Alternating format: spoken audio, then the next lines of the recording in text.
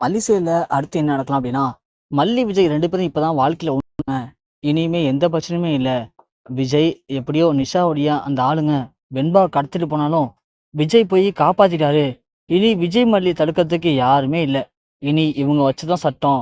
So 2 பேரும் சேர்ந்து இனிமே பயங்கரமா ரொமான்ஸ் பண்ண போறாங்க அப்படின்னு எல்லாரும் எதிர்பார்த்தாங்க. ஆனா வச்சான் பாருங்க அங்க ஒரு ட்விஸ்ட்டு.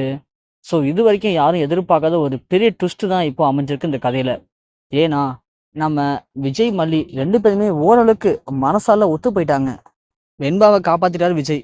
சரி நம்ம ஊருக்கு போலாம் அப்படின்னு சொல்லிட்டு மல்லி கிளம்பிட்டு இருக்காங்க. விஜய் வெளிய காருக்கு டீசல் போலான்னு சொல்லி வந்திருக்காரு. வந்துட்டு ரூமுக்கு கிளம்பலான்னு போகும்போது, விஜய் ஒரு லேடிய பார்க்குறாங்க. ஸோ பார்க்கறதுக்கு ரொம்ப பரிதாபமா பிச்சை எடுக்கிற லேடியா இருக்கு. லேடிக்கு காசு ஏதாவது குடுத்துருப்பான்னு சொல்லி விஜய் சந்தோஷமா திரும்புறாரு. திரும்பும்போது தான் பார்த்தா விஜய்க்கு செம்ம அதிர்ச்சி. இந்த கதையில நாம இதுவரைக்கும் எதிர்பார்க்காத ஒரு மாபெரும் ட்விஸ்ட்ன்னு சொல்லணும். ஏன்னா, இதுவரைக்கும் விஜய் தன்னுடைய மனைவி ராகினி இறந்துட்டாங்க அப்படின்னு தான் நினைச்சாரு. ஆனா இங்க பார்த்தா ராகினி இறக்கல. ஸோ ராகினி பிச்சைக்காரியா சுத்திட்டு இருக்கிறத பார்த்ததும் விஜயால பேசவே முடியல. விஜய் அப்படியே கூனி குறுக்கி நிக்கிறாரு. ராகினி, நீ உயிரோட தான் இருக்கியா? என்னாச்சு உனக்கு அப்படின்னு விஜய் கேட்க, ராகினியால எதுவும் பதில் பேசவே முடியல. ஏன்னா ராகினிக்கு சுயநினைவே இல்ல. அவங்க எல்லாத்தையும் மறந்துட்டு ஒரு பிச்சைக்காரியா இருக்காங்க. ஆனா விஜயால அத பார்த்துட்டு அப்படியே கிளம்பி போக முடியல. மல்லி ஃபோன் பண்றாங்க. விஜயால எடுக்க முடியல. ஏன்னா அந்த பக்கம் தான் ஆசைப்பட்ட மனைவி. இந்த பக்கம் நான் செத்துட்டேன்னு நினைக்கிற மனைவி. இந்த 2 பேருக்கு இடையில நான் என்ன பண்ண போறேன்னு தெரியாம இப்படி கூனி குறுக்கி நிக்கிறாரு. இல்ல விடக்கூடாது. ராகினிய இதுக்கு மேல விட்டுட்டு போனா அது என் மனசாட்சி என்ன கொன்னுடும் அப்படின்னு விஜய் ராகினிய கால்ல அடிச்சுட்டு ரூமுக்கு போறாரு. ரூமுக்கு போயிட்டு ராகினிய அழைச்சிட்டு ரூமுக்கு போவும் மல்லி பார்த்துட்டு, விஜய் யார் இதுங்க? பார்க்கறதுக்கு பிச்சைக்காரங்க மாரி இருக்காங்க. இவங்கள போய் அழைச்சிட்டு வந்திருக்கீங்க. எதுவும் பிரச்சனையா? சொல்லுங்க விஜய். இல்ல மல்லி, அது வந்து விஜய் இங்க பாருங்க. எதா இருந்தாலும் என்ட்ட ஓப்பனா பேசுங்க. இது யாரு விஜய்? எதுக்கு இங்க அழைச்சிட்டு வந்திருக்கீங்க? ஊருக்கு போலான்னு சொன்னீங்க. அதான் கிளம்பிட்டு நான் உங்களுக்கு ஃபோன் பண்ணிட்டு இருக்கேன். ஃபோன் எடுக்கவும் இல்ல. இப்போ என்னடான்னா சம்மந்தமே இல்லாம ஒரு பிச்சைக்காரி அழைச்சிட்டு வந்திருக்கீங்க. மல்லி போதும் நிப்பாட்டு. ஏன் வார்த்தைக்கு வார்த்தை பிச்சைக்காரி பிச்சைக்காரின்னு சொல்ற? என்ன விஜய்? இவங்க பிச்சைக்காரிங்க தானே! அதனால தானே சொன்னேன். இதுல என்ன தப்பு இருக்கு? மல்லி திரும்பவும் சொல்றேன். பிச்சைக்காரன்னு சொல்லாதன்னு சொன்னேன். விஜய் என்னாச்சு உங்களுக்கு? உங்கள்ட்ட பேச்சும் சரியில்ல. மூஞ்சி ஒரு மாரி இருக்கு. என்னாச்சு விஜய்? எதுவும் பிரச்சனையா? அதெல்லாம் ஒரு பிரச்சனையும் இல்ல மல்லி. நாம ஊருக்கு கிளம்பலாம். ஆனா நம்ம கூட இவங்களும் வருவாங்க. இவங்க வருவாங்களா? எதுக்கு விஜய்? விஜய் எனக்கு இங்க என்ன நடக்குது ஒண்ணுமே புரியல. எதா இருந்தாலும் தெளிவா பேசுங்க. யாரு இவங்க? இவங்கள எதுக்கு அழைச்சிட்டு போனோம்? இவங்களுக்கு ஏதாவது தேவைன்னா இங்கேயே பார்த்து பண்ணி விட்டுட்டு போலாம். இல்லன்னா கொண்டு போய் ஏதாவது ஹோம்ல விட்டுட்டு போலாம். அத விட்டுட்டு இவங்கள அழைச்சிட்டு போன்னு சொல்றீங்களே! என்னாச்சு விஜய் உங்களுக்கு? மல்லி ஏன் எதுக்குன்னு கேட்காத. இவங்கள அழைச்சிட்டு போணும்னா கண்டிப்பா அழைச்சிட்டு போய் தான் ஆகணும். வெண்பா வந்து, டாடா என்னாச்சு டாடா? ஏன் மல்லியம்மா சண்டை போட்டுட்டு இருக்கீங்க? இப்பதானே சொன்னீங்க. இனிமே எனக்கும் மல்லியம்மாக்கும் இடையில எந்த பிரச்சனையுமே கிடையாது. 2 பேரும் நிம்மதியா இருக்க போறோம்.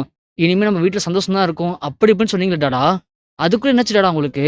எதுக்கு மல்லியம்மாட்ட கோவப்பட்டுட்டு இருக்கீங்க? நல்லா கேளு வெண்பா. திடுதிப்புன்னு ஒரு பிச்சைக்காரியை அழைச்சிட்டு வந்திருக்காரு. நம்ம கூடவே அழைச்சிட்டு போகணும்னு சொல்றாரு.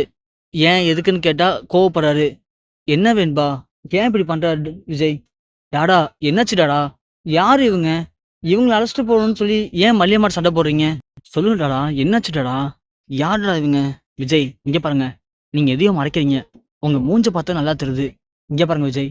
நீங்க தான் சொன்னீங்கல்ல, நமக்குள்ள எந்த ஒரு ஒளிமறைவும் இனிமே இருக்காதுன்னு சொல்லிட்டு. எதா இருந்தாலும் சொல்லிடுவேன்னு சொன்னீங்களே விஜய். அப்ப ஏன் இத இவங்க யாரு விஜய்? எதுக்கு இவங்கள அழைச்சிட்டு போகணும்னு சொல்றீங்க? சொல்லுங்க விஜய்.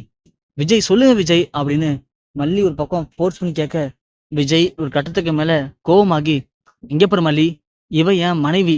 இவ தான் ராகினி. இவர அழைச்சிட்டு தான் நம்ம போயாகணும் அப்படின்னு விஜய் சொல்லவும், மல்லி அப்படியே ஷாக் ஆகி நிக்கிறாங்க. மல்லி தலையில இடி இடிச்ச மாரி இருக்கு. மல்லியால பதில் பேசவே முடியல. மல்லி அழுதுகிட்டே ஒரு மாரி விஜய்கிட்ட போயிட்டு, விஜய் என்ன சொல்றீங்க? இவங்க தான் ராகினியா? ஆமா மல்லி, இவ தான் ராகினி. நீங்க உங்க முதல் மனைவி இறந்துட்டான்னு சொன்னீங்க. ஆமா மல்லி, நானும் அப்படிதான் நினைச்சேன். ஆனா ராகினி இறக்கல. ராகினிக்கு ஏதோ நடந்திருக்கு. அதனால தான் இப்படி பைத்தியமா ரோடு சுத்திக்கிட்டு இருக்கா. இவள பார்த்ததுக்கு அப்புறம் எப்படி மல்லி என்னால நார்மலா இருக்க முடியும்?